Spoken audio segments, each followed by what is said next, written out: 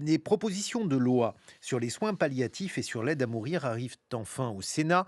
Les avis sont toujours très tranchés sur la nécessité ou non de réformer notre modèle d'accompagnement des personnes en fin de vie. Mais quel est l'état actuel de cette prise en charge aujourd'hui en France? C'est ce déficit de données scientifiques qu'un programme de recherche piloté par l'INSERM se propose de combler. Bonjour Clément Cormy. Bonjour. Vous êtes docteur en informatique et responsable du programme de recherche interdisciplinaire sur la fin de vie. Alors d'abord, il faut nous expliquer, Clément Cormy, comment un informaticien, un docteur en informatique, peut travailler sur ce thème. Alors, tout mon parcours universitaire s'est organisé autour de la gériatrie, de la gérontologie et des soins palliatifs. Mes travaux de thèse, m'ont conduit à m'intéresser à l'utilisation de la télémédecine en EHPAD, sur une période un peu particulière puisque j'ai commencé en 2020 pendant le covid. Et donc compte tenu, comme vous le disiez, de la nécessité de produire, des données, j'avais un profil assez intéressant pour, le programme. Et aujourd'hui, quels sont les débats? Qu'est-ce qui finalement achoppe, comme je l'ai dit? Pourquoi y a-t-il autant de débats sur ce projet de loi? Alors, aujourd'hui, il y a même 2 projets de loi. Le premier er autour des soins palliatifs, de l'organisation des soins, des questions de formation, et le deuxième autour de, l'aide à mourir et c'est probablement le point, qui, cristallise le plus, notamment parce que, c'est des sujets qui, nous concernent tous, sur lesquels, on a tous des convictions personnelles, mais sur lesquels il manque parfois, des données pour se prononcer. Alors, le premier volet du projet de loi veut réformer donc notre modèle d'accompagnement centré autour des soins palliatifs. Qu'est-ce que l'on sait, Clément Cormy, sur ce système de prise en charge actuel et comment allez-vous développer des recherches à ce propos? Alors aujourd'hui, on sait que, le système d'accompagnement, s'améliore, mais qu'il y a encore des besoins qui ne sont pas couverts. On estime qu'à peu près, 50 des besoins ne sont pas couverts et d'ici à 2035, il y a, 15 de besoins supplémentaires qui devraient arriver. Donc l'idée du programme sur ce volet-là, c'est d'apporter, les données nécessaires autour, des questions de trajectoire et de parcours. On sait que des dispositifs existent, mais qu'ils ne sont, pas utilisés, à leur plein potentiel. Donc, l'idée est de comprendre pourquoi pour, les améliorer, en proposer de nouveaux.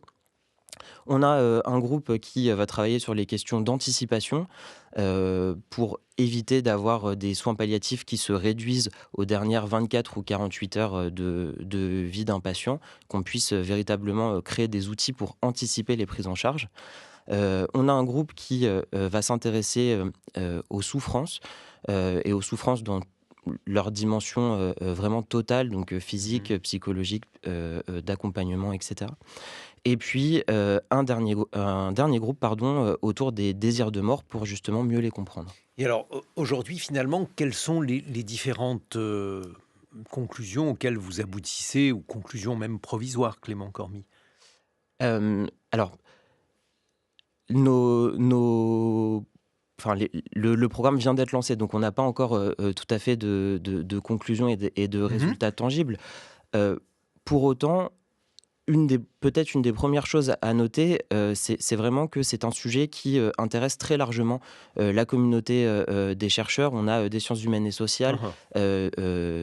du monde sanitaire, et donc peut-être l'un des premiers atouts de ce programme, va être de faire se rencontrer, ces mondes pour adresser des, situations, et un sujet qui est particulièrement complexe. Bon alors, l'une des questions qui se pose, c'est en fait l'indépendance de cette recherche, puisque c'est un sujet hautement politique.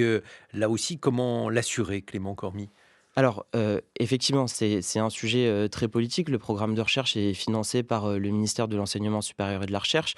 Hem Probablement à au moins 2 niveaux. Le premier, le programme a été confié à l'Agence de programme de recherche en santé, qui a une gouvernance qui représente toute la recherche, dans la santé, donc dans le soin avec les CHU, au niveau des universités, au niveau des organismes nationaux de recherche. Donc on a déjà une pluralité des points de vue et puis, plus largement, le programme est accompagné par un comité, scientifique, par un conseil scientifique qui permet là aussi d'avoir une vision 360 sur ces thématiques-là.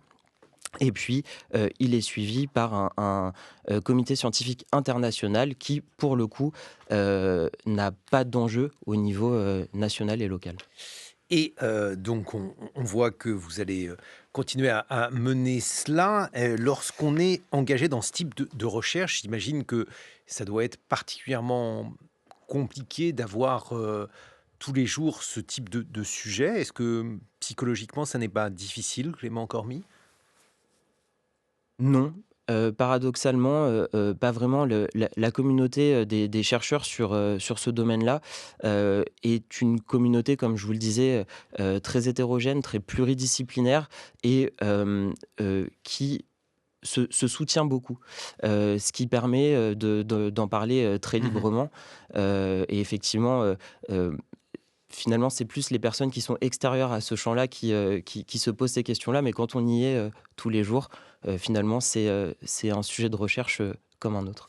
Bah, merci beaucoup Clément Cormy parce que c'est effectivement très important qu'il y ait, des chercheurs qui, travaillent à donner, des éléments objectifs, matériels sur, la question de la fin de vie qui est tant débattue.